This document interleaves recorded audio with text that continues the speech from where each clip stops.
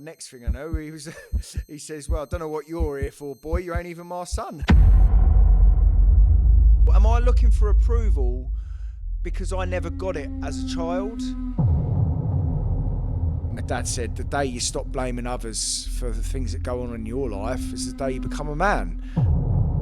You know, the industry, it's hard work sometimes.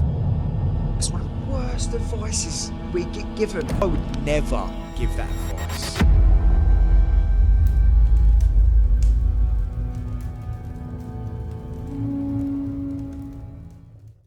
Welcome to the HODCAST, Conversations Worth Having.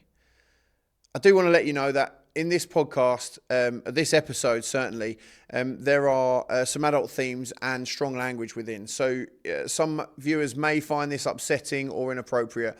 Listener discretion is advised. So this episode, probably don't listen to it with your kids in the back. But yeah, get stuck in and enjoy.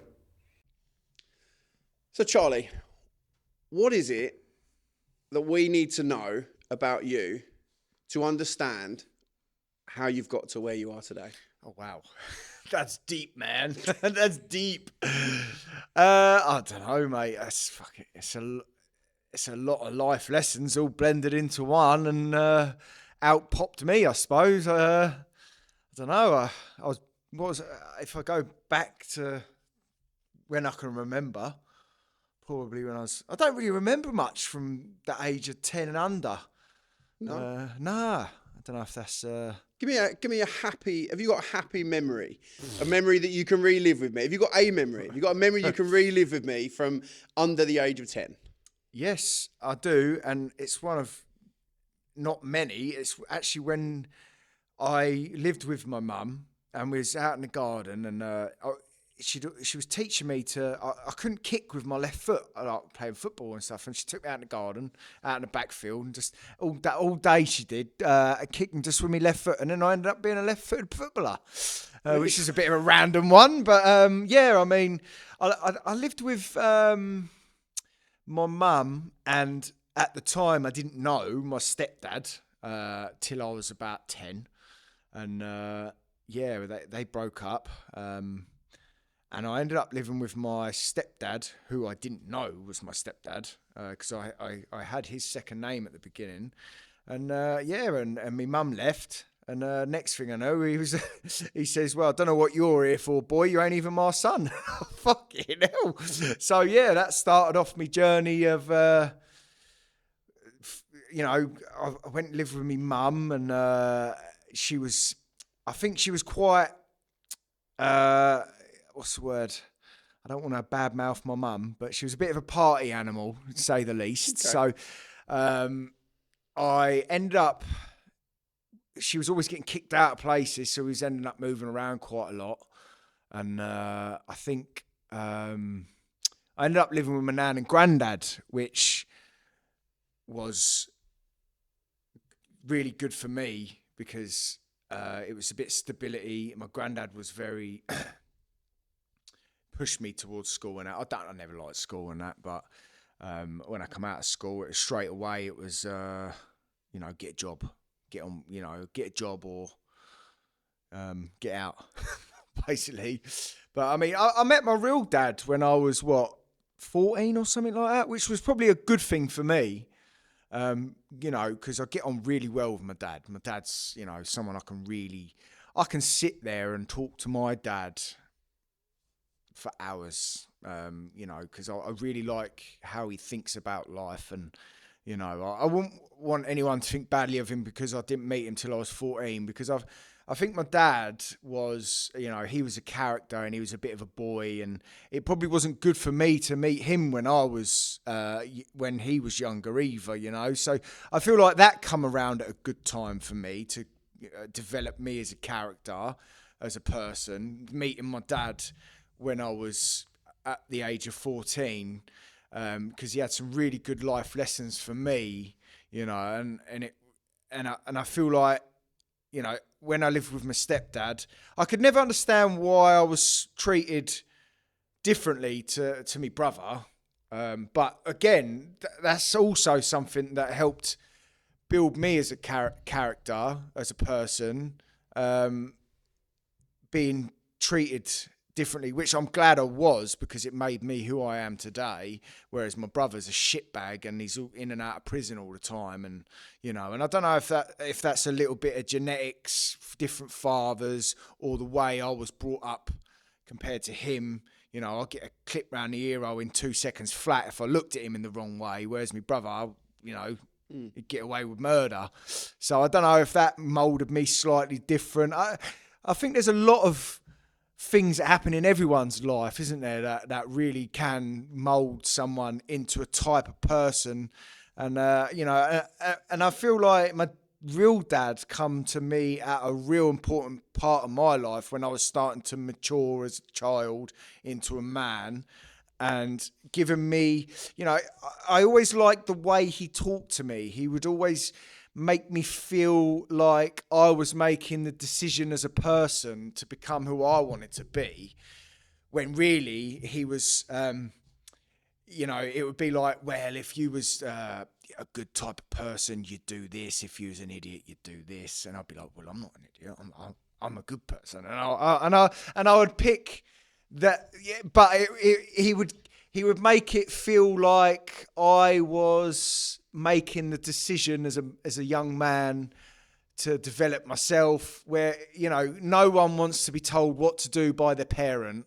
No one does. No one likes to be to be made to feel like they're not in control of their decisions. Do you know what I mean? But we do need guidance, and the people we have in our life really does help, or the other way can send you both ways, can't it? Like, but it made a big part of my life was meeting certain people at certain points to get where I am. And how do you feel that sort of shaped you in your early career? Because you've met your real dad at say 14, and then you didn't like school very much. No. And, talk me through how you became the sort of early stages of what we know now as Charlie Collison. Well, my dad's got a lot of sayings, and but the ones that stick out are probably ones that most people have heard. It's like, treat people how you want to be treated. And my dad, he got me into the gym as soon as I turned 16, 17. And he said to me, Charlie, there's one thing you need in life, and that's, you need to be confident, and you need to show confidence. And I felt like a big part of my confidence, I was always the smallest in school, and I come out and I went, I started in the gym.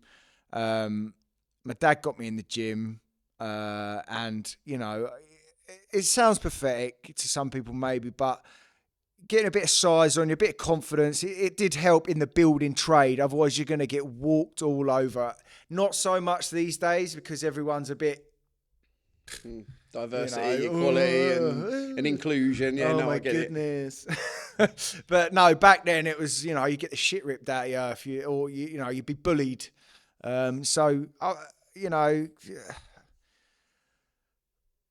I've always been very competitive as a person. I try not to show it too much, if I'm honest. But I don't like being beat at anything. Especially something I've been doing for 20 years. Yeah.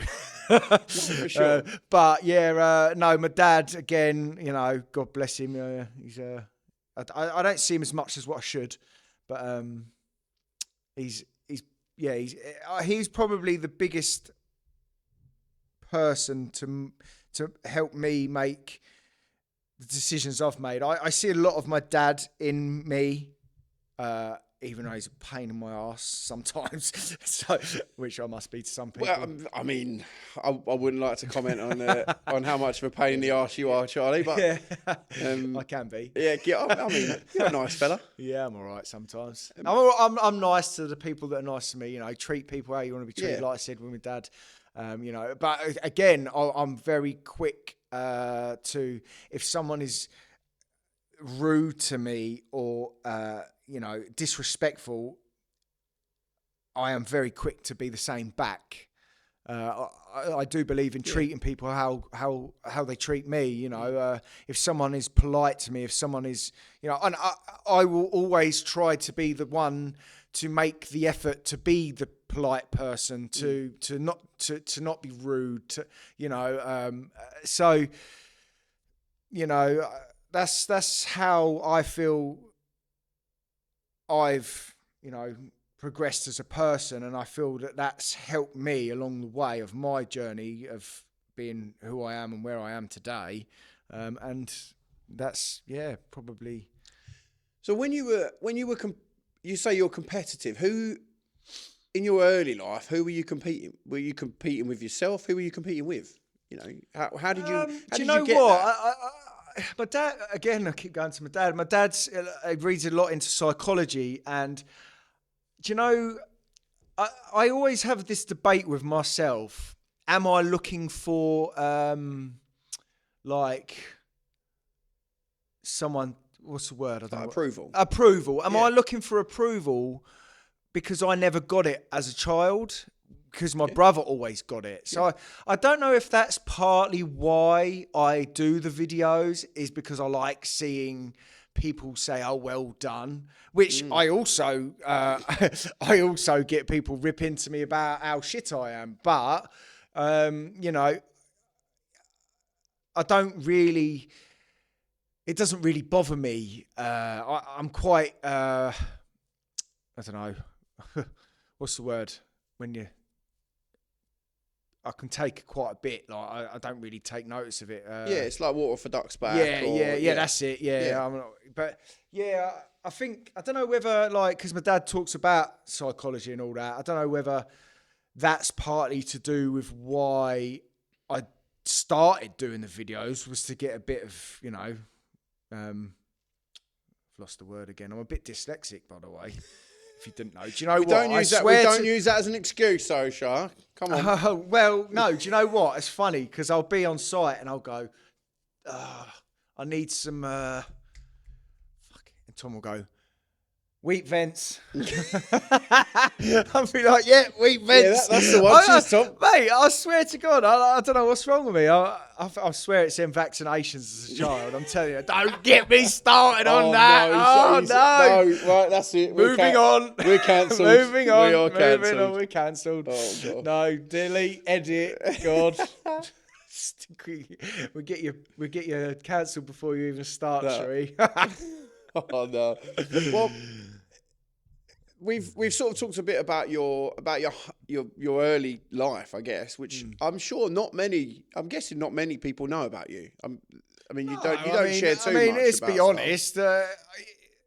Bricklayers know me. You know, anyone that is a bricklayer that watches social media is most likely going to know who I am. I'm sure there's a few builders out there, a few carpenters, scaffs. I'm sure there's a few women who have to watch it with their boyfriends who might know who I am.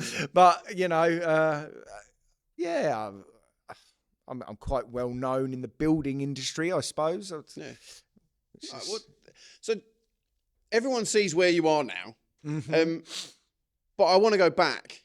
And I want you to take me through what was your first ever day on site and what went through your head when you very, very first started? My first ever day. God, do you know what? I thought, I ain't going to remember that. And then I instantly went, I remember that. Everyone remembers that first time you stepped on it's the feelings, isn't it, you get? I turn up. Who was there? My uncle, Chris Munson, Neil, Paul. There's a few others. My boss had about 11 people, 15 people, something like that. Turn up. He went, right, where's your tools? I ain't got none. He went, what do you mean you ain't got none, boy? And anyway, he's picked up this old trowel. It's like a 12-inch fucking thing like that. And it's filthy dirty. Trying to whack the fuck out of it, trying to clean it. And he went, right, come here. Get on a line. And I swear to God, he was on the top course, right? and I laid one brick to about 15 of his. He went, right, you're shit. You're on £20 a day over there. And then I got put in the middle of some 2 brickies doing their bed for about a month, just laying beds. Wow. And then, that was it. So there must have been some amount of, I'm sure he's going to be all right one day. So that they must have seen something in you, or they felt a sense of duty because, I don't know, they knew someone you knew. Was it your uncle? Or? I don't know. I don't know what people thought of me at the time. I can't really remember if I was picking it up quick or not, but I do generally pick things up quick that are hand-eye coordination. I do pick up things quickly with hand-eye coordination. But, yeah... I can't really remember. I was probably fucking useless. Fair. Well, you're not. Fortunately, I mean, some people on the internet would probably still say you're useless, but fortunately, you're not now. No, I don't know. I'm good at what I do. There's a lot to learn with bricklaying, and there's a lot I'll never know. And I love the area. My area of expertise is a new build. Start fresh from top to bottom, and I know it inside out, and I love it. So until I don't, I will carry on doing it. Fair. When was the first moment? And I've had this before where for mine it was DJing. I don't actually think I'm very good at health and safety. I mean, it is what it is. Yeah, no, you do. Come on, everyone. Yeah, exactly. It's common sense. If I can't, if people can't do common sense, that's fine with them. But when was the first moment that you thought, do you know what? I'm quite good at this. I don't know. I'm quite a big-headed person, so probably instantly. Well, no. We've just found out that inevitably you were absolutely terrible. No, I know. I just realised I said that. Well, at college, I thought I was good because I thought I was better than everyone at college because I was just starting my 3rd year brickwork in the end of my 1st year. So, I mean, at work... the moment it clicked for me was after a year. I turned up, my boss sent me to some footings to do, some subs, with his son. And I turned up, and the hog carrier at the end of the day turned around and went to me, I was only told there was an apprentice coming. He says, you laid more than everyone else here today. So, it really clicked home that I could get some down. And I asked for a pay rise, and I got an extra tenner a day. So I think I was on like £40 a day or something like that, £35 a day. And then, that was the moment I realised that, I think some people just have that go in them. I don't know. I think some people just have a bit of a go in them. Some people don't. It's just a bit of genetics, I think, as well, isn't it? Yeah. Yeah, I think if you're going to be good at something, and you know if you're... Well, I used to dream about it. Did you really? Honestly, I would dream about... It's sad, isn't it? Like, mixed in with sex dreams and bricklaying. I was like, what? Wow. Well, and now you're... well, no, not together. And now you're with a gorgeous bricklayer. No, how does that work? I mean, as a child, you're always having horny dreams, didn't you? But then sometimes I'd be dreaming about fucking, how can I do it quicker? How can I do it quicker? Like, fucking, what the fuck's that about? Well, yeah, I suppose. What? Those dreams have made you. Do you know what I actually do as well? Which I don't know if a lot of people do this. Is I envision a lot. So like Supertrowel, I can train myself through envisioning bricklaying. So I can just chill out and lay there, close my eyes, and just go through my head my drills, how to cut down movement. And have you ever heard when Conor McGregor talked about, he'd be doing sequences in his head, stuff like that. It's a little bit like that. When I heard him say that, I was like, I'm not the only weirdo that envisions their job how to be better at it. Yeah, I think if you're not doing that, then you're not going to be the greatest, are you? You look at, other people who are really good at what they do. Michael Jordan was out there, you know, he was shooting a basketball every minute of every day. But when he wasn't able to shoot a basketball, he was thinking about shooting a basketball. He was thinking about the plays. That's what I meant. Not thinking about sex and bricklaying together. No, well, you horny teenager, you. But so that was like your moment where you thought, actually, I'm all right at this. Yeah. But have there been any moments where you thought, do you know what? I just don't like this anymore. I'm not interested. I want to go and do something else. Not through any fault of a bricklaying job itself have I been put off by it. It is all down to the fault of others, of why I've thought, is it worth it? You know, the industry, it's hard work sometimes to just get to do your job. You know, you want to go to work, you want to lay some brick, you just want to make your money, you want to go home. And sometimes it's just made hard with poor organisation or, you know, poor storage of material, your bricks are wet.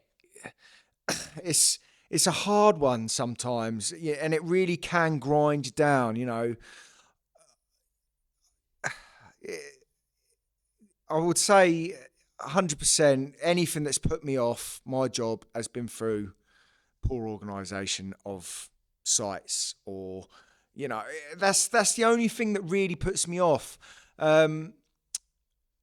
Or if I'm hungover, which is why I quit drinking this year. Did you? Yes, I did. I do want to go in. I do want to go into that a little bit. Maybe not right this second. No, okay, yeah. Moving on swiftly. Yeah, no, no, but I'm interested in what would make you, because you are the current Supertrowel. You have been for this year and last year, and it was just 2 years. 2 years on the trot. 2 years. Yeah. I did lose in SpecMix though. That's not Supertrowel though, is it? No. What do they call it over there? SpecMix. Yeah, but it's called something. It's SpecMix 500. 500 or something. Yeah. I don't know what the 500's about. Maybe 500. The size bricks. of their brick, was that? I don't know. No. But no, I didn't win that. I weren't too impressed with that. No, I weren't too impressed that I didn't win. Sorry. Yeah, I can't tell that at all. I can't tell that at all. How did you? Let's go into that then. Let's dig into Vegas. Oh, you want to dig into Vegas? Let's dig into Vegas. Gold. Let's go Vegas, baby. Yeah. And then we can come back to your drinking. Or lack of. Yeah. You didn't win in Vegas. No, I didn't. No. How do you feel about that? Gutted. You know, I mean, let's be honest. Who wants to go out there and compete in something that they do in day in, day out and lose? Like, I don't think there's one person that, if they make the choice to compete against other people, they're basically putting their skills against other people's skills, and no one wants to be told that someone else has better skills than you. But it's the way of the world. There's always someone better than you out there, isn't there? Which, you know, it brought me to understand that I still need to improve on myself. You know, I mean, I can sit here and come up with all the excuses, which I do have in my head, but I'm not going to say them because I lost. Get over it. Come back better next time. The excuses that I have are in my head and is what I have in my head to better myself on for the next time, and they'll stay in my head. You know, I'm not someone to make excuses for. I think that's why I've done well at my job as well, is because slowly but surely I've learnt to take the brunt of when things have gone wrong. And I've always tended to blame others when I was in my younger days. And as I've got older, it's, again, going back to my dad, that's why my dad said the day you stop blaming others for the things that go on in your life is the day you become a man. And I try and take that into everything. Take it, you know, take the blame. Right, this went wrong because of a decision that I subconsciously did or didn't make, and I could have bettered it through my my knowledge, I could have bettered the situation if I really wanted to. And again, with the spec mix, I wasn't training, I wasn't running. I've never used their bricks before. So, next time I'll go out there a month earlier and I'll work with someone and I'll make sure I'm running again. I'll make sure I'm a bit fitter. I'll make sure I've used their bricks. I'll make sure I've used their muck for a bit longer. If I want to go out there and win it, then that's the sacrifice I need to make to go and do it. End of. And if I lose again, tough shit. I have to have another go, won't I? Yeah, so you think, are you confident about this year's Supertrowel? And because I guess take us back. So we've been to Vegas. Yep. But before that, you've won Supertrowel in the UK. And yep. How did you feel about that? You obviously felt good about winning. Well, but these guys are, they're your mates as well, aren't they? So it's how did that sort of come about, and how do you feel about that? So when it started with Ashley Francis, who started it off, I remember me and him was in a car park talking to each other. God, what was it? 4 years ago? Something like that. And we was just having a little chat, and we was talking about the spec mix, and we was talking about we should get a competition over here. And next thing I know, Ash sorted it out, and we're all competing. I won it by about 100 brick the first year. Ash Mahoney, good buddy of mine now. He's a good lad. I really like Ash. And if there's anyone that's going to beat me, I hope it's him. He laid one less brick than me last year. Which I'd have loved it to be the same. I would have, but he come third because of he would have won it. I think overall, if he didn't mess up his top course, he laid one course of brick on the top, which threw out every single plumb point of his wall. So he got deducted a shitload of points. So if that weren't, but then we all had things go wrong. He knows what went wrong for him. He's got that in the back of his head, not for that to happen to him again. I had things happen to me. Next year, I know I'm going to lay more next year. Ash, I don't know what his plans are, if he's going to lay more, if he wants to lay more. Everyone wants to lay more. But I think it's going to take a lot to beat me. I do. And anyone, because I lay these bricks day in, day out and I'm good at it.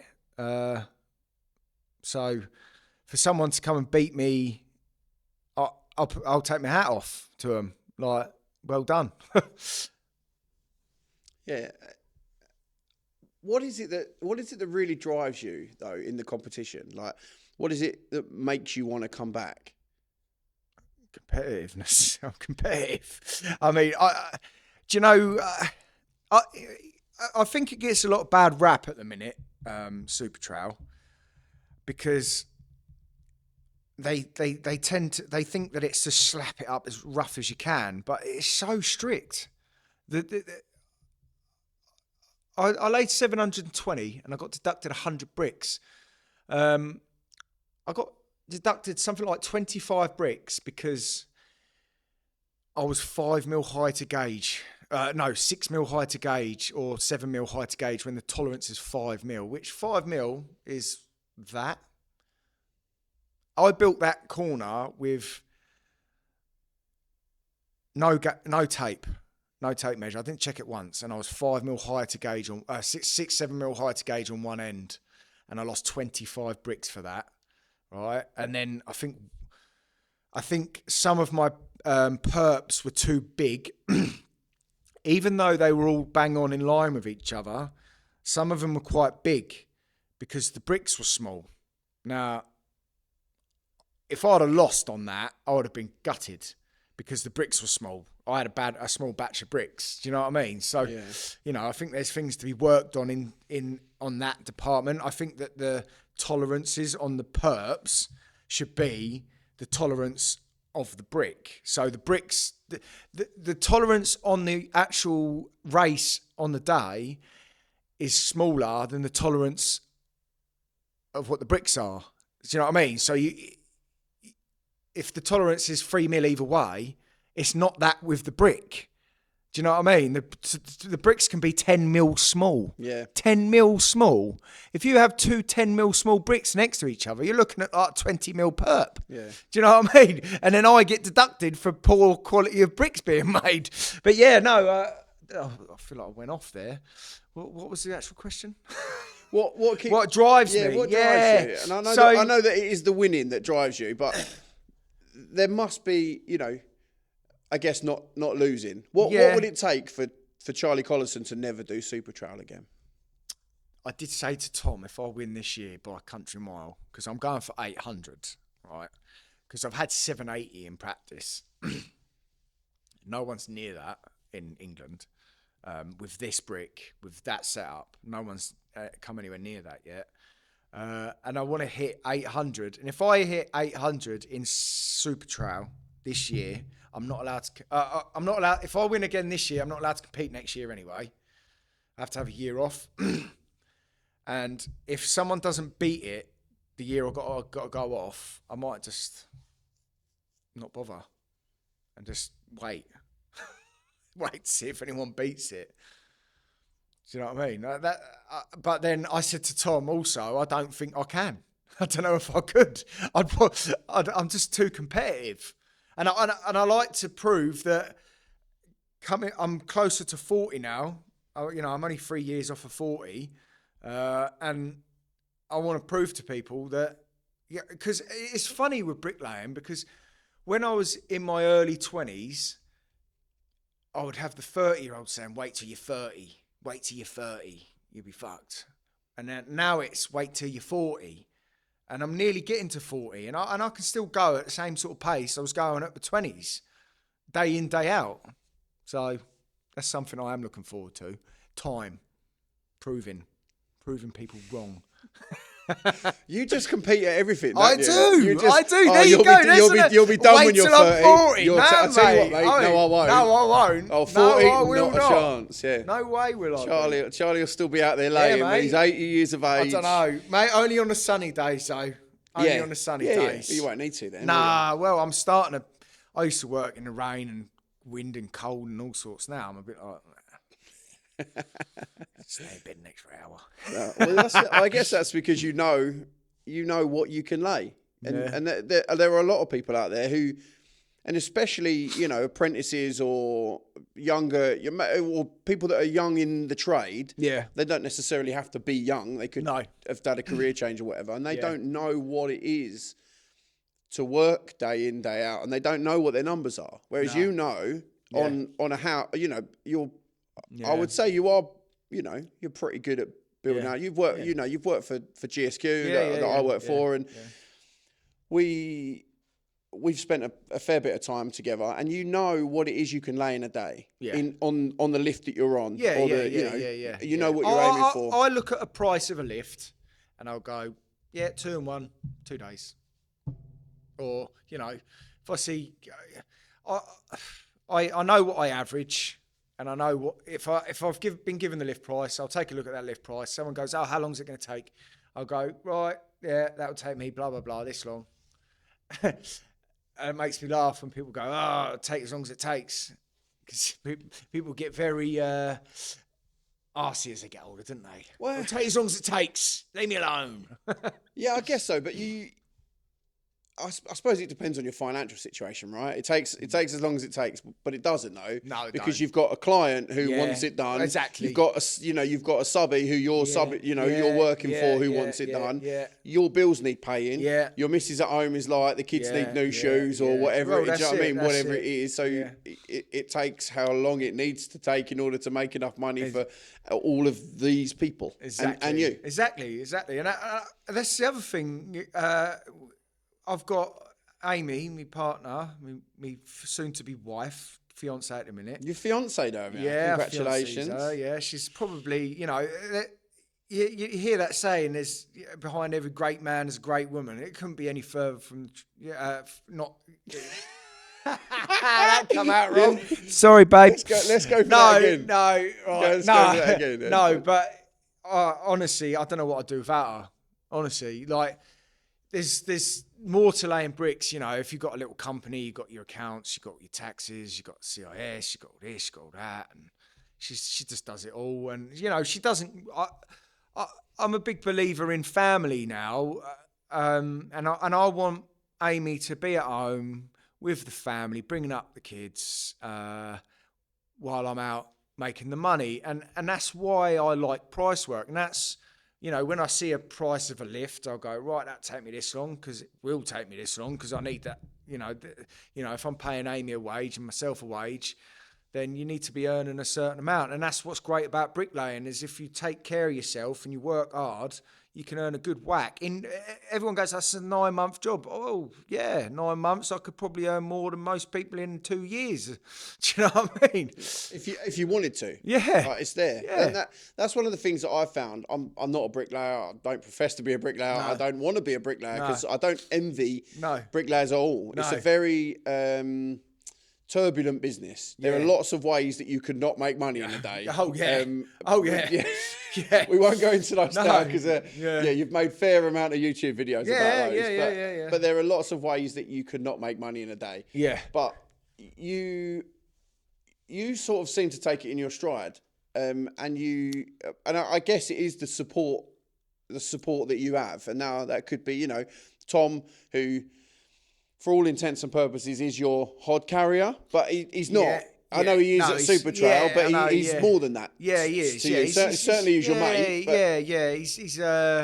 He's been a great addition into my life as a person, not just as a worker. You know, he's a great lad. Got a lot of time for him. You know, he's been with me for 3 or 4 years, I think. He's definitely the best worker I've ever had. You know, not the fastest, but, you know, he's definitely the most reliable person I've had as a worker in my life. And, you know, he's a good friend. And I've got a lot of time for him. I'd do anything for him. Do you know what I mean? So, and how did you meet Tom? How did you sort of, because he is like the person. Amy is a person behind Charlie Collison, but Tom is the other person behind Charlie Collison. Yeah, definitely, 100%, 100%. I mean, today he's he's at a point where right now he's on a job doing some making good for me, that, you know, someone built a door too small that was working for me, and he's had to go in and change it, you know, and I wouldn't be here today if I had to go and sort that out, you know, or, you know, and it's, he's got me out of a lot of sticky situations, and I'm indebted to him. You know, he's a good friend and he's a good worker. So, you know, like Tom, you're a good lad. How did you meet? Did you? Just sorry. Did you just put an advert out? Or? No. Well, I mean, I do what I usually do. I'll just go on Instagram or whatever. I'll put a story up. Right? Can I? I'm getting some apprentices in, or anyone that wants to learn to bricklay. And, you know, I remember it was back at, I can't remember the place, but it was, funnily enough, the person I'm doing the bungalows for now was the site agent when Tom started with me. And he turned up, he was hodding for me, and on the 4th day, he says, "Oh, I've got a bad leg." I thought, oh, fucking hell, another one gone. But he come in, he gave me the key for the, he drove in, give me the key for the silo to get into the container, and he says, "No, I will be back. I've done my foot in," or whatever. And he did come back, and you know, he's had a hard journey with me getting on the trowel, because it's been hard. I'm very fussy with the people that I take on. Like, I feel like I have something to give to someone, then they should at least come to a few criteria of what I want, of turning up on time, you know, not having Mondays off every other week, not, you know, turning up late and playing on your phone. And that really bugs me. Do you know what I mean? Like, I've put a lot of effort into where I've got, and then for me to give that knowledge away to someone, they need to be fucking paying attention and turning up on time. Do you know what I mean? And I've been through about 30, 40 people trying to get Tom on the trowel. And now Demi's just turned up, and she's brilliant. I've got a lot of time for Demi. She's there before me every morning. You know, I said to her, because I've taken a different approach now to teaching people. I've said to myself, they can go on the HOD for me first. And if they turn up on time, if they get on with it, if they prove to me, if I think that they're worth me teaching them what I know, then I'll go, right, yeah, I'm going to teach you, and then I'll get someone else in. And that's the way I'm going about it now. And I've just spoke to Demi. I said to her I wanted about 6 months out of her on the HOD, but it's been about 2 months, and I've said, right, I'm happy to teach her. And I'll get someone in to replace you on the HOD, and then they can do what you've just done, and you can jump on the trail. And she's like, oh no, I want to be on the HOD a bit longer. So all right, fair enough. And then she thinks she's enjoying it. So yeah. Do you think you're easy to work for? I would say so. I would just think other people are not very appreciative of the chances that they get. I don't think youngsters especially understand the opportunity that they sometimes have. Not everyone has the opportunity of working with someone good, and I'm not trying to blow my own trumpet, but I think if, like I say, I don't think I'm hard to work for. I just want a few things from them, you know, turn up, like I said, and I'm happy to reciprocate by giving the knowledge that I've acquired through the years. And I'm, you know, I don't mind someone turning up late. You know, I don't mind if I say turn up at 7:15, we're starting work at 7:30, and they're rolling up on the scaffold at 7:50 every morning. You know, and you've got a few people working for you, and everyone else is turning up on time, getting up on time. It creates animosity within the gang. Well, he's turning up late, and you ain't saying nothing to him. So I stand my ground, and I say, right, fuck off. Do you know what I mean? And that's it. So lump it or fucking turn up on time. So yeah, I don't know. You take what you want from that. Is it hard to work for me? But that's my morals, and I stick to them.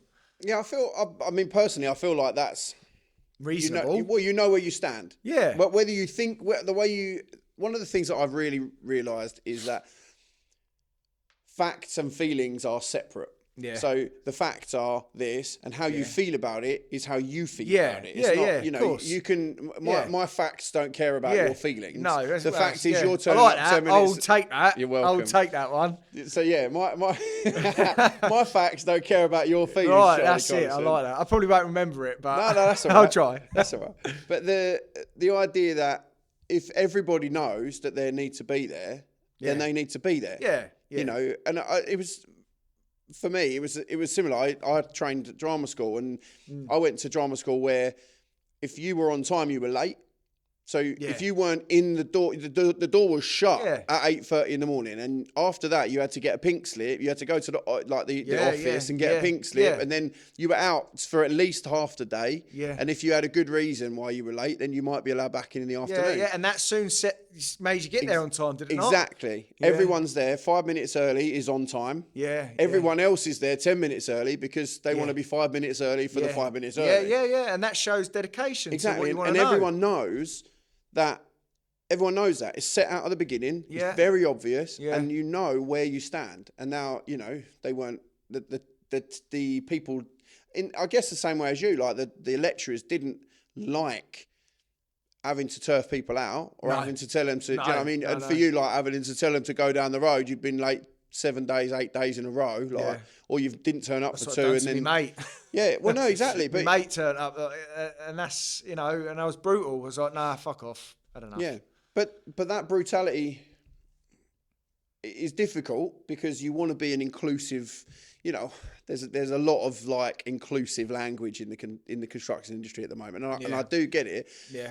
And there are ways and means about telling people how that, you know, whether they shouldn't be working for you and walking up to them going, no, mate, F off, whatever. Yeah. Probably isn't the most helpful, but that's that's who you are, Yeah. and that's how you Oh, talk. no, You do you know know what I mean? what? But I know you, and you're not. I'm not like that. No, you're not a vindictive person. You're like, no. look, mate, you've not. It's turned actually up for hard 7 for days. me Yeah. to get rid of someone. It is actually hard for me to get rid of someone. I'm not someone to say, "Oh, fuck off." But when I said it to me mate, I said it to me mate because it's me mate. But when I don't know someone, you know, I can get very there's points where I have to let someone go before I do go angry, because I'm someone that really holds it in, and then I can flip I don't like it. Do you know what I mean? So you do have to be careful with at what point do you say see you later. Do you know what I mean? Otherwise it can get very nasty. I've had a couple of bad experiences on site with people letting go and that, a couple of, squaring up, pushing around and stuff like that. But most of the time it's, just a polite message. Just take your tools home. This isn't working for me, mate. And then I'll get all the apologies and that or whatever, or I'll get a few nasty messages. Oh, I've got a family to fucking feed and stuff like that. I've had all the excuses under the sun. But at what point do you I have like a free rule, like free. So if they're late 3 times within a month, see you later. If it's a hard one with the phones these days because I'm on mine. I can't, but mine's work related at work on the phone. Do you know what I mean? Yeah. I don't mind someone taking a few phone calls a day or whatever, but the texting does me. the texting does me. Backwards and forwards messaging, nah. See ya. So that's interesting, because you might think that, everyone does what they want to do on a building site, and I get it. You're saying that you're doing it for work, and that person is your hod carrier. So there is the only person they should ever be texting whilst at work is you. Yeah. It should, maybe there are some circumstances. Yeah. But having said all of that, and you've said about your willingness to sort of share your skills and your time with somebody, and apprentices are a big talking point in the industry at the moment. So what I want to get to is, where do you think it's going with apprentices? How do you see that unfolding in the next sort of couple of years? I find that there's a lot of apprentices out there that aren't getting any work. But, I'm hoping to work closely with, Gary with Site Ready and getting something set up to get them working, really. I mean, I find a lot of people don't want to take on apprentices because they're a pain in the arse. They are. If you're good at your job and you can earn good money day in, day out without any stress, it's becoming harder for me to want to take on, because I've been doing it for so long, taking on apprentices, teaching them up, and then I waste my time on them. And, so far I've had a couple of good ones, but they go anyway, do their own thing when they're good. And it's really hard. I think we need to change how they're brought into the game. I don't know. With the Site Ready as well, I feel like it's going to push them in the right direction of being good enough to be just left alone, to run into a line or something, whereas at the minute they're coming out of colleges like they've not learned anything. When I worked with you lot with the apprentices, so I was teaching them to put a pin in a wall. It's like, come on, putting a pin in a wall. And I don't know, it's just a hard one, isn't it? We just need to, the structure at the minute isn't good enough. It's not good enough for the amount that we need, the houses that need to be built. The structure isn't good enough that they're being taught in. They're learning about building arches and stuff like that, when that can be learnt later. The fiddly stuff can be learnt later. You don't need to learn to, run, sprint before you can walk. Just go and put them in a college or put them in site ready, teach them how to put a profile up, teach them how to run in. And if that youngster wants to go down the route of learning how to build beautiful arches and Gothic arches and chimneys, then take the extra courses, learn the books, learn that after. Not saying don't learn it, but learn what you need to be going out to do on site. Putting a line up and running in, building a block corner, run it in, build a little brick corner, run it in, put a profile up, whatever. But it just really, we've got everything the wrong way round at the minute, I think. I might be wrong. It's my opinion. But when they walk in that door at the college, they should be learning to roll the mud all day. Until they've done that, that's it.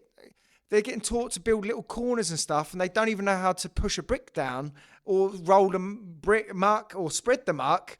It's like teaching a baby how to run, isn't it? It's just too much. They need to learn how to get up first. They need to how to crawl. Then they need to walk, then run. It's the wrong way. I'm coming for you, guys. I'm going to come and help you. All right? This episode of the HODCAST is proudly sponsored by Site Ready Solutions, tackling the construction industry's skills gap head-on. With their innovative 4-pillar approach, attract, train, place and retain, they're not just filling positions, they're building careers and fortifying the future of construction. By introducing roles like the support team operative, Site Ready Solutions creates accessible pathways into the industry, ensuring projects have the skilled hands they need. Discover how they're shaping the next generation of construction professionals at sitereadysolutions.co.uk. How do you then? We're doing it the wrong way. I think so. We are. I don't disagree with you. Yeah. And I've been thinking a lot recently about how just institution is difficult, right? Yeah. Because when we started out, when education started, it was a small group of people learning what they needed to learn in order to do the thing that they needed to do. Whether that is in caveman times, when the dad is teaching the son how to go and hunt. Yeah, you don't teach a fish to climb a tree, exactly. Do you? And that's where I'm getting at. And we're in these big institutions where you're teaching lots of people, and what you're actually teaching is the average. Yeah. So you're finding the average, and you're teaching roughly the average. And you've got some people who excel. Yeah. And they, or extraordinary. Yeah. And there are some people who are not, and they sort of maybe fall away, or the mainstream sort of institution isn't their thing. Yeah. Now, you said you didn't particularly like school, and you don't come across as a mainstream institutional school lad. No. But that doesn't mean you can't achieve greatness. No. Like in your field, you're probably the most watched bricklayer on YouTube. Yeah. You've been Supertrowel in the UK for the last 2 years. You've gone out to Vegas.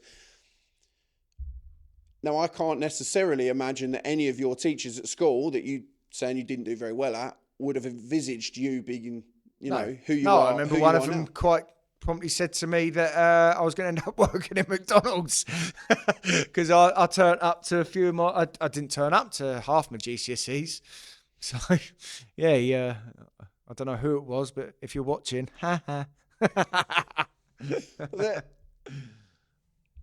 What I'm getting at is that you wouldn't necessarily have excelled in that space, and you didn't. No. So how is it? How can we change it? Now with the Site Ready Solutions, through the things that Gary Staines is doing with that and that team, and GSQ are doing lots of good stuff with apprentices. How is it that?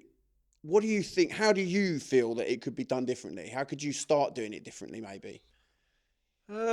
Well, I feel like there should be a trial for everyone, because there's some people that pick things up quick, and I feel like you can judge as someone that's 20 years in now. I feel like I can look at someone and watch their general movement and hand-eye coordination, and you can get a rough figure out if they're going to have a chance at it or not, because it ain't for everyone. It's like, someone who's academic and not good at hand-eye coordination ain't going to be made for bricklaying, and it's, I think, all these youngsters, they're all lost. They don't know what to do with themselves. They're just, I'm going to try bricklaying,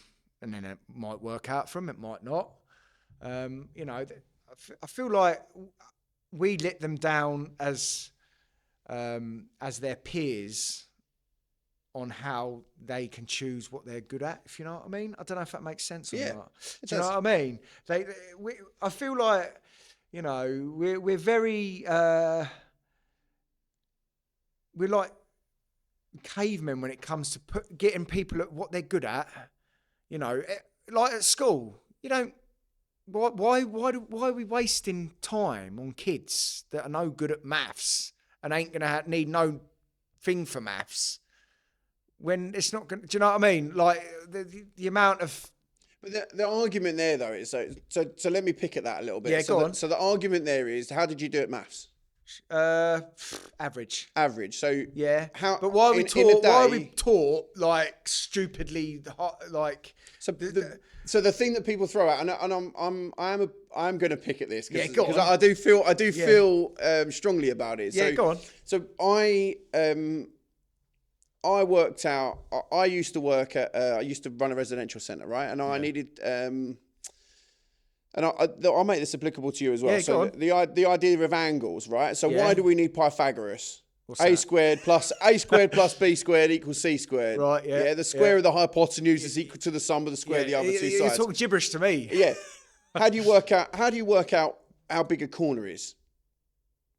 What, a bricklaying corner? Yeah, so how high it is? Well, no, so you need to know what a corner is, right? Yeah. So how would you work out, without like someone setting out the pins or whatever, how would you work out a corner? 543. Exactly. Yeah. So 3 but squared. That's simple stuff. So 3 squared plus 4 squared equals 5 squared. Yeah, that's simple stuff though.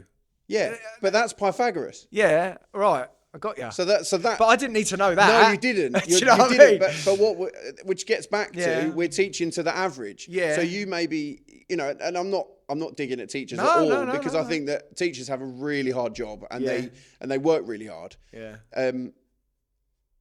But they're bound by what we are bound by in terms of the average, the medium. Yeah, yeah. So they're trying to teach this medium thing. Yeah. But what they don't have time for is to teach Charlie. Yeah. Do you know what I mean? Yeah. They don't Which have is that. why I believe in homeschooling. Well, do you? I do, yeah. Do you actually? And my children will be homeschooled. Really? Yeah. I want to come out of the... I don't like... I mean, everyone comes to the, but they need to learn to socialise. I mean, Amy is going, she's going to like 3 or 4 different lessons a week and she's out there socialising with a little baby and that. And I just feel like the real successful people in life homeschool. I don't think they put them in. I mean, I might be wrong. I'm not for or against. I have nieces and nephews who are excelling at school. Yeah, and that's great. Yeah, and I love it. And my kids, my daughter is doing amazingly at school. Yeah. But I've also got friends who homeschool their children. Yeah. And their children are the most wholesome children. Yeah. They go to, so there are some that go to like reenactment fairs for like a whole week. Yeah. So they'll take their kids to a reenactment fair and they will dress up as someone from a period of history. Yeah, like the Tudors or the Victorians or whatever. Yeah, but they'll go for a whole week and they'll live in that place and they'll be like, so it's like a history lesson, but like for a whole week. Yeah. Which is super engaging for them. Well, that's it. And they learn more likely going to take. Yeah, exactly, the experiential learning. And I guess that's sort of an aside. We can't necessarily do that for all apprentices, but the ethos is there though, right? So what you're talking about there is, instead of sending and this isn't, I'm not saying we should or we shouldn't. What we're sort of discussing is doing it differently. Yeah. Right. So what establishments are trying to do, and are trying to, as we say, teach the median, teach the average. Yeah. Whereas what, you're talking about is getting people out. What I was homeschooling on a site, if you will. Well, I mean, what I was trying to get at with this school thing was, like, why isn't the school curriculum teaching the things that need to be done in life? Like bricklaying. Why is there bricklayer not being taught at school? Why is there carpentry not being taught at school? You know, accountancy work, you know, and integrate the maths that's needed for bricklaying as a, you know what I mean? Like, they're 225 times table. Yeah, well, that's it. Done job. You know, some people don't You think want I'm to joking? know. You think I'm joking? Like, you ask any bricklayer, they'll talk to you in their 200 times table. Come at me, bro. 225s, yeah, whatever it is. Don't go above 15, no. No. 15 times 25. I don't know above that. No. But no, I mean, I don't know. I just feel like the school curriculum's made for factory workers. Just get into do as you're told, blah blah blah. And I want to take my children away from that, if I'm honest. But no, I just think the schools need to be there. We should be having something put in place in a school, in a primary school, to start figuring out what our children are good at. You know, what they gravitate towards, whether it's academically skilled jobs, or whether it's hands-on type of skilled jobs. And I feel like we're pumping out 16-year-old kids into the world who ain't got a clue what they're good at or what they want to do. Do they? Do you think that they do? Do you think that a lot of kids don't know? Because I think that's where we're letting them down. Like, but there you go.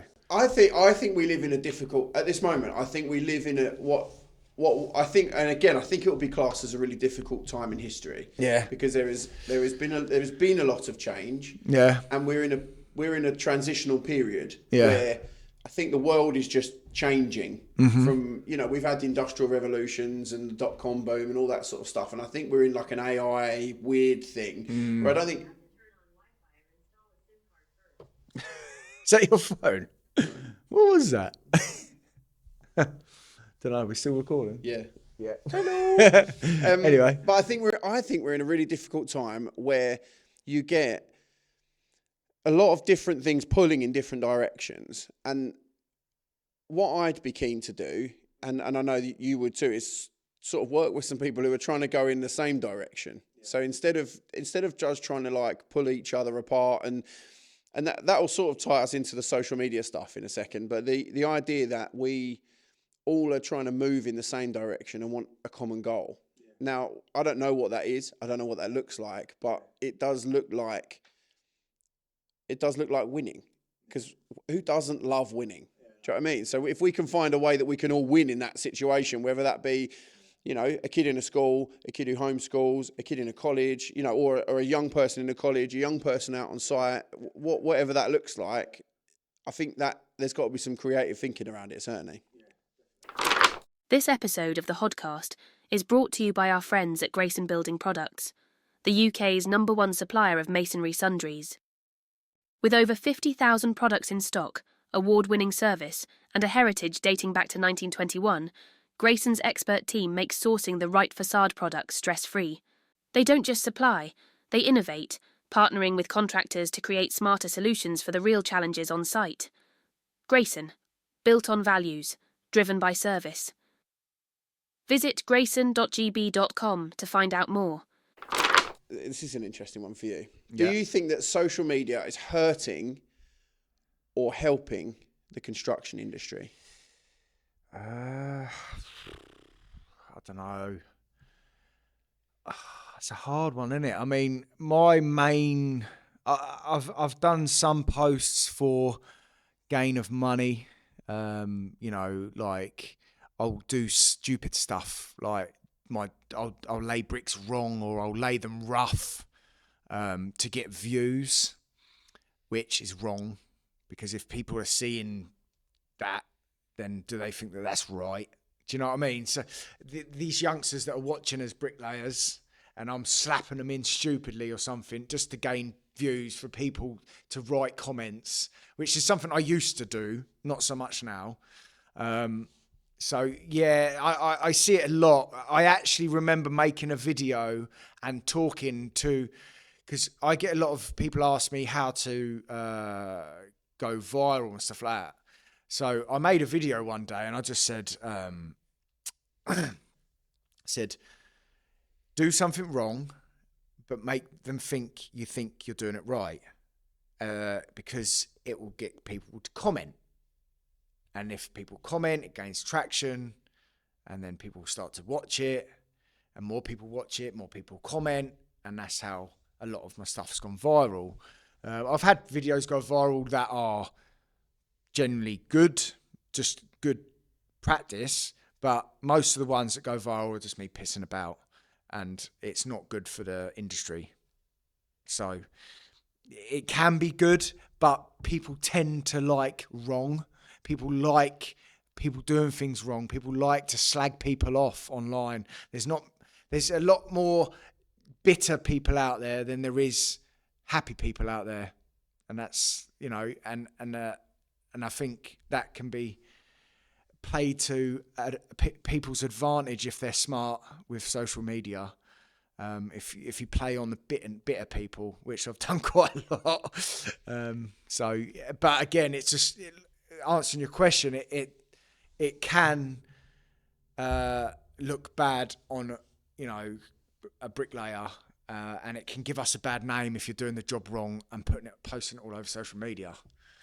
Some people have told me that you're a rough bricklayer. I can be sometimes. If I've got the hump, if I've got a bad brick, wet brick, and they're sinking about, and you're being told to get the job done, you just get on with it, and you get the hump because you just want to go to work and make your money. And you're like, oh, fuck it, I'll just fucking use it then. And then you try and join it up, looks like a pig's ear. So yeah, I've definitely had my bad days. I'm not gonna. I don't go to work and make the perfect work every day, day in, day out, because we're not perfect as people, are we? You could have an argument with your missus, or you could have a bad day at home, go to work the next day and have that fuck it attitude. Do you know what I mean? So yeah, sometimes I might be a bit rough, but sometimes I can be absolutely spot on with my work, or I can go, that's good enough. If I look at the job around me, if I'm on a site, if I turn up on a site and I take a look round, I'll go, right, that's the quality. So is it going to pay me dividends to be a lot neater and do less work and earn less money? Or do I just stick to the standard that's there, earn more money?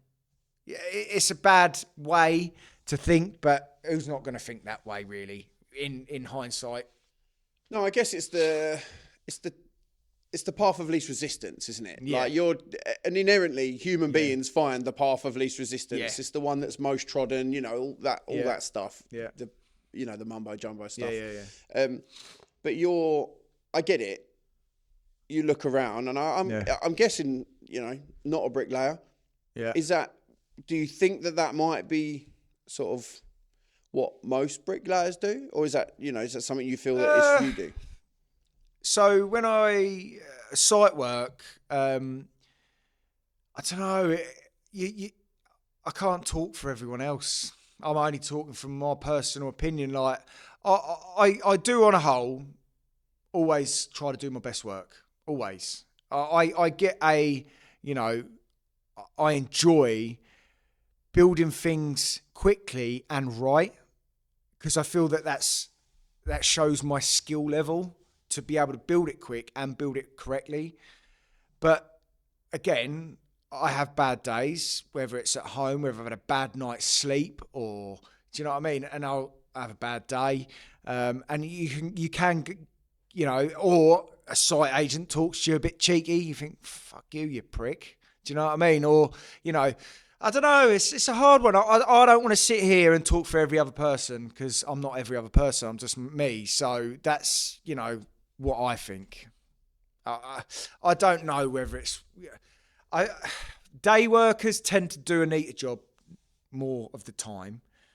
but they don't get anything done more of the time. You know, anyone can lay bricks, you know, slowly and very neatly. You know, but if we ain't got the workforce there, and, you know, there needs to be a happy medium of speed and quality, I think. I don't know. There's got to be a happy medium, isn't there? You go too slow, you don't get nothing done. The houses ain't going to get built if everyone thinks that way. You know, I do believe that price work is the way to go. Like, you know, here's your price, go and build it. Take as long as you want, or, you know, get it done when you can. You know what I mean? But I just don't. I like to be able to turn up and go. You know, turn up, get it done, and get. I like to be home by 3:30. Do you know what I mean? Yeah, I mean there is something about that, and it's a difficult one. There will always be the age-old debate between day work and price work. And I don't blame anyone for day work. I really don't. I employ anyone to stick to day work if they can. You know, if you can get given a set wage and you can live happily on that wage, why go and kill yourself? You know, be a bit smart with your money. But I'm on price because I don't want my family to struggle. Like, I don't want my missus to have to work. I believe that my job, being good at it, lets me allow my missus to be at home with my kids and bring up my family with my family values, not the government's. And that's why I also want home schooling, because I want my values, you know, anyway, that's another rabbit hole, that one. But that's why I don't mind, like, anyone that wants to be on day work, be on day work. Anyone wants to be on price, be on price. You know, who cares? Everyone, each to their own, isn't it? Everyone's got their own values. Everyone's got their own life choices. Everyone does what they want to do through their life. As long as you're not upsetting someone else doing it, do what the fuck you want. I mean, that seems like a fairly decent way to go. But we've talked a little bit about what it is, your sort of your successes, your life, your all that sort of stuff. But what does success look like to you now? We've talked about success you winning. To me now. Success to you now, right now. Success to me will be when I am 70 years old, my children want to be around me. That's success to me. Well, I don't think there's anything more important now than family.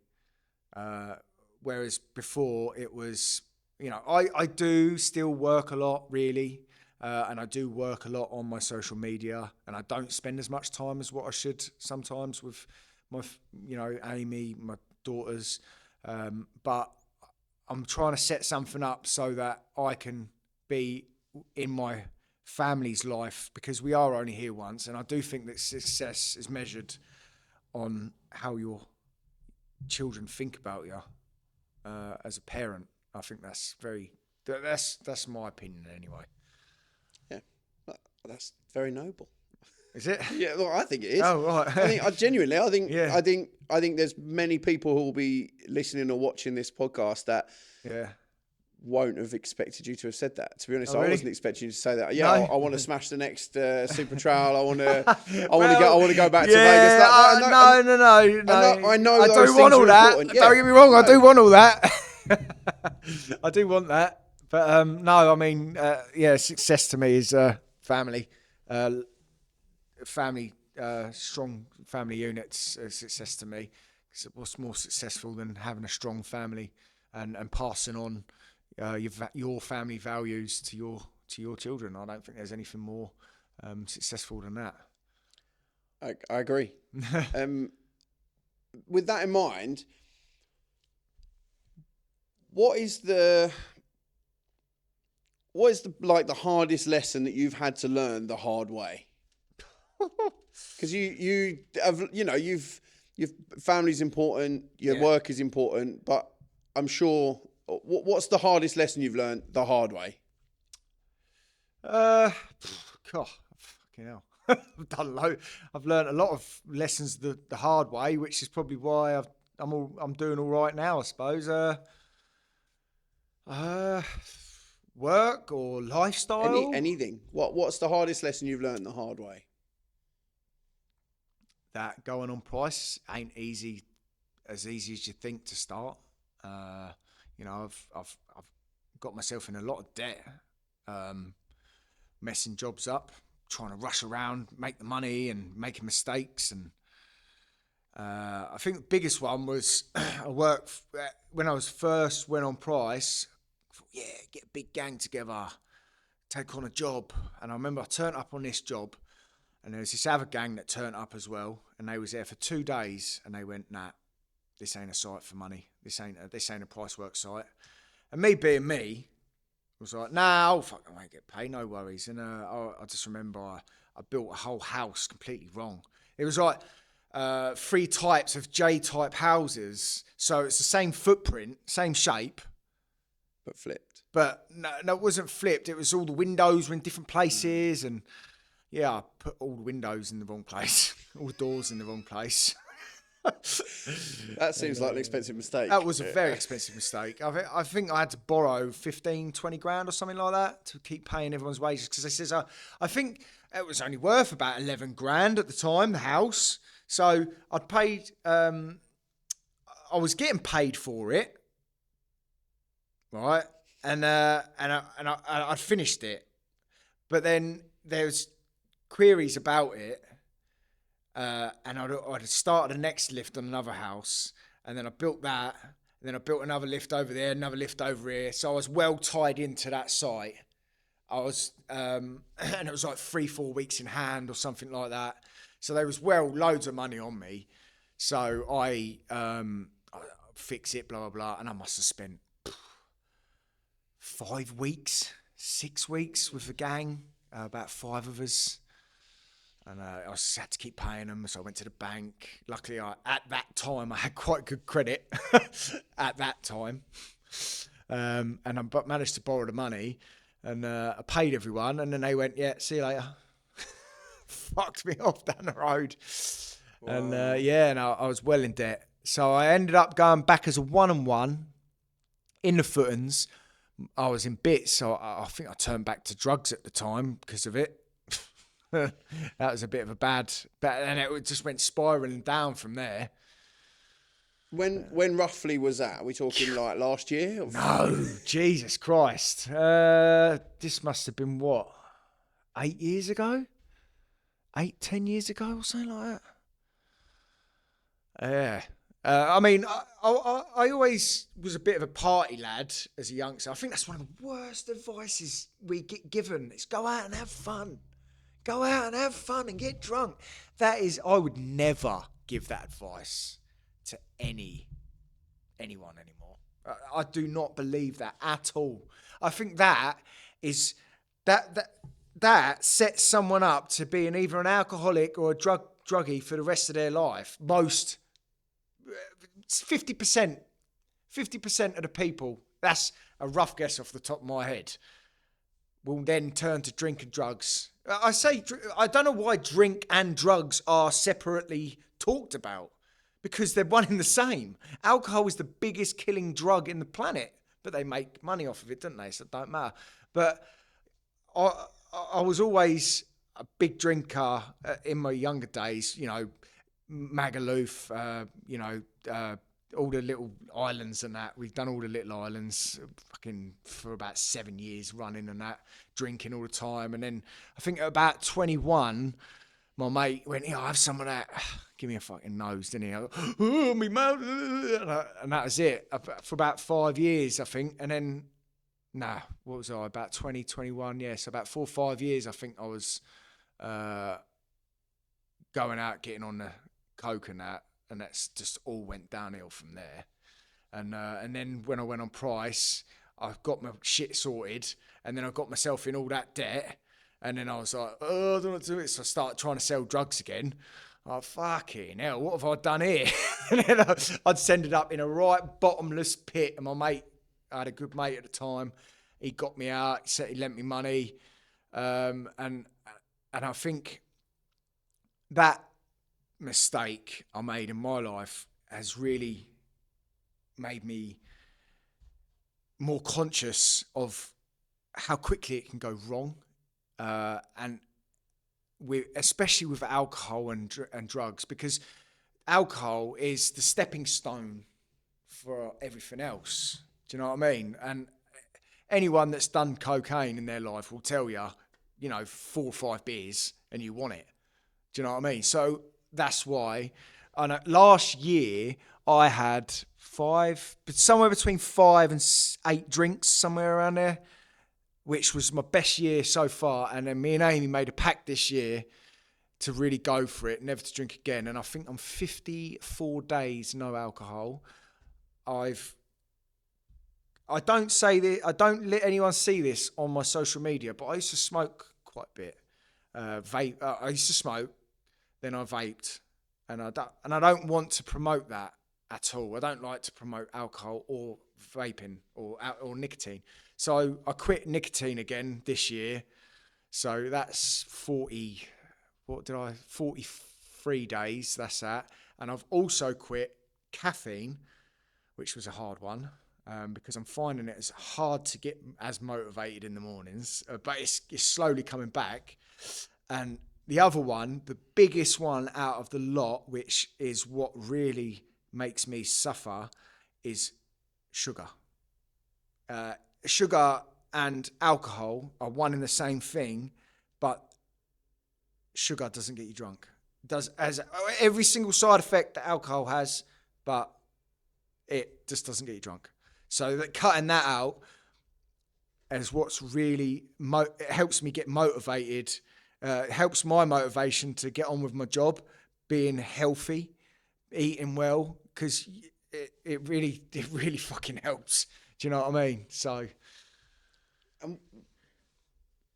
firstly, that's admirable. Yeah. That you make, and Amy obviously means a lot to you to make a pact with somebody. I mean, obviously you're engaged to that. Yeah. And she obviously means a lot to you. And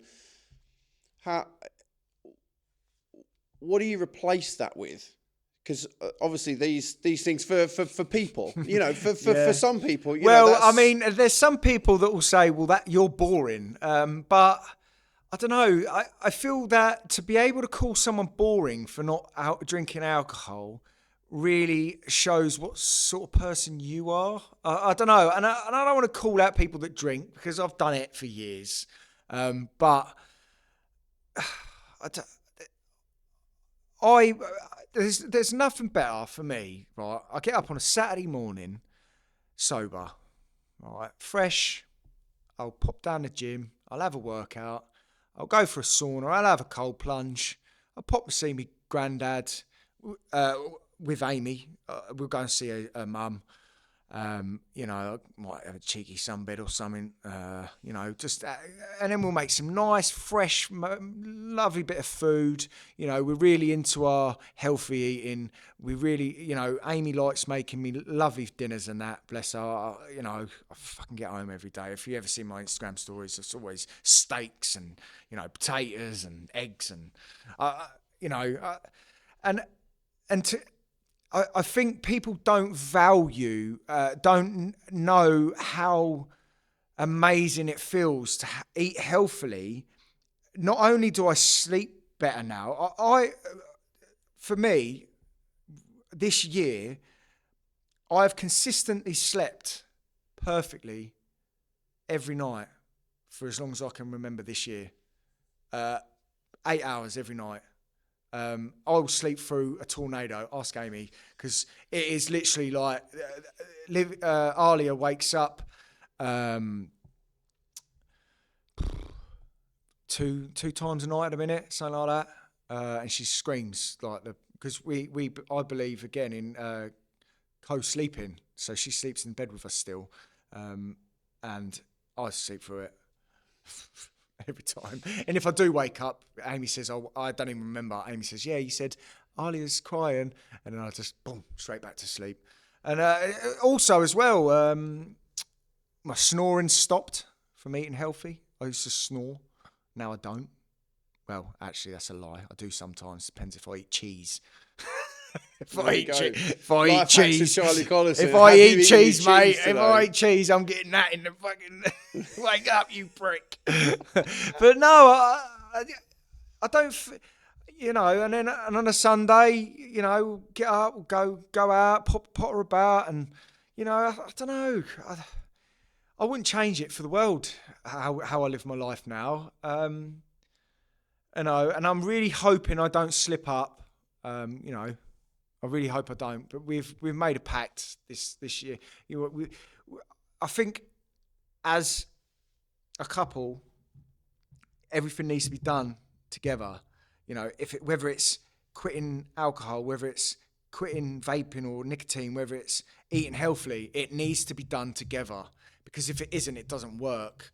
I've tried to eat healthily with Amy sat there with a takeaway next to me, and I'm eating me eggs. Well, I'm looking at this Chinese. I'm like, fuck it, get some then. Do you know what I mean? It doesn't work if you don't do it together. I still have the odd takeaway at the weekends. Do you know what I mean? But I'd say Monday to Friday, I'm pretty 90% there. But sugar, that's the biggest one. Sugar is a killer. It makes, I actually itch at night if I eat sugar, and I don't sleep as well. I get sleep apnea if I have sugar. So yeah. I think it's boring getting drunk, because I think you're just drowning your sorrows. You know, do you know what I mean? I like to be level-headed.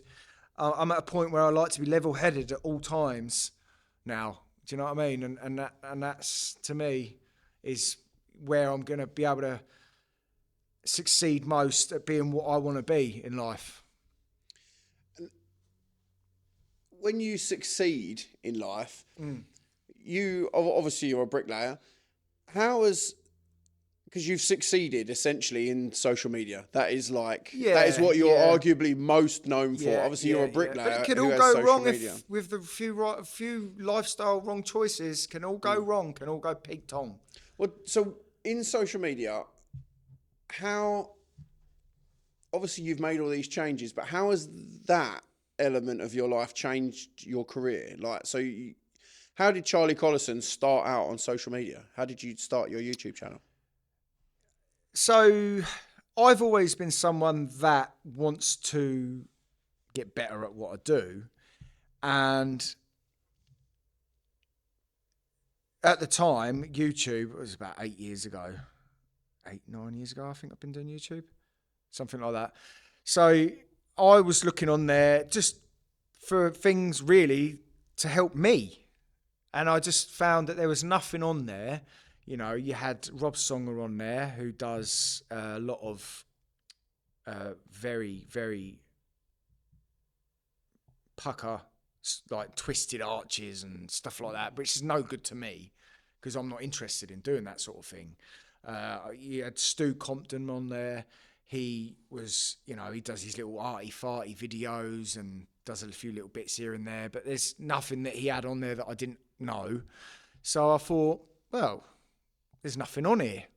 So, why not give my 2 pence and start putting a few videos? And it was so intimidating going on site and videoing yourself.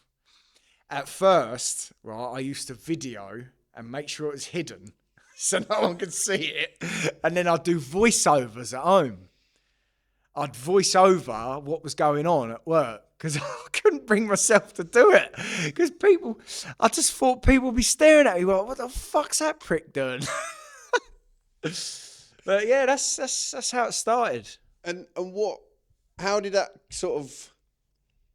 snowball? Because what have you got now? Like 1.3 million, 1.4 million subscribers on YouTube. You've got 100,000+ on Instagram, 100,000+ on TikTok. Yeah, I would say, because there's two types of elements of videoing, isn't there? There's shorts and longs.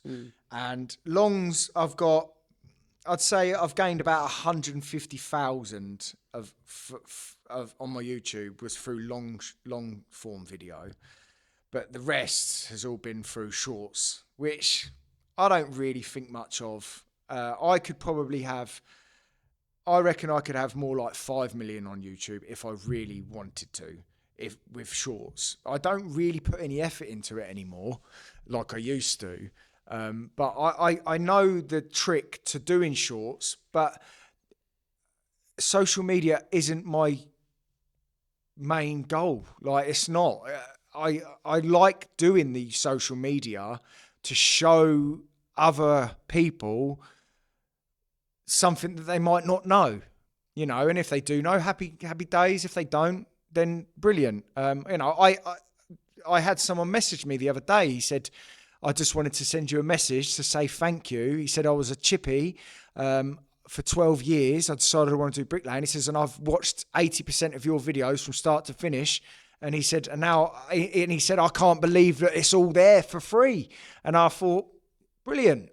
Lovely. I'm there for time. I'm here for people to come and watch and learn if they want to. But I've got to a point where I've talked about everything I can talk about, and I can't bring myself to talk about it again. I feel like I've just said it. Do you know what I mean? So I'm finding I am starting to dwindle away from making long videos because they're not beneficial money-wise anymore. It's all about 1 minute videos. Do you know what I mean? They're the ones that make money. And YouTube doesn't really pay very well either anymore. Facebook, I'm more about Facebook, if anything, putting it on Facebook, because again, you get the arseholes on there and they all comment and then get your videos up and yeah. How do you balance being on site and being a public figure? Do you know what? I was on site, I've just started a new site about 10 minutes from my house. Oh, amazing.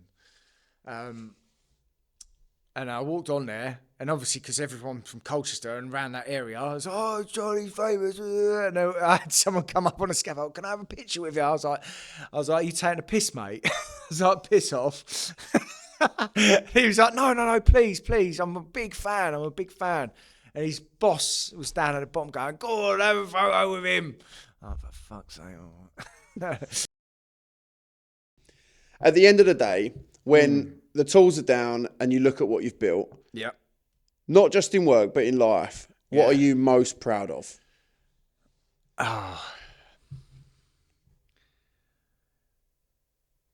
What am I most proud of? I don't know. What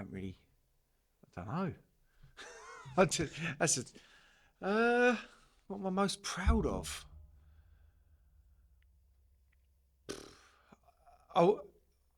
Work-wise, I would say I'm proud that I've spent a lot of years putting this collectible of videos together to help future generations. Like that makes me quite proud to feel like there's people out there that can take what I've done and learn from that. Maybe even in 20 years' time, maybe even in 100 years' time. I don't know. Probably be irrelevant by then, but I don't know. I mean, family-wise, I don't know, mate. That's a hard one. I feel like I'm still learning, if I'm honest. I feel like I'm not even there yet to say what am I proud of.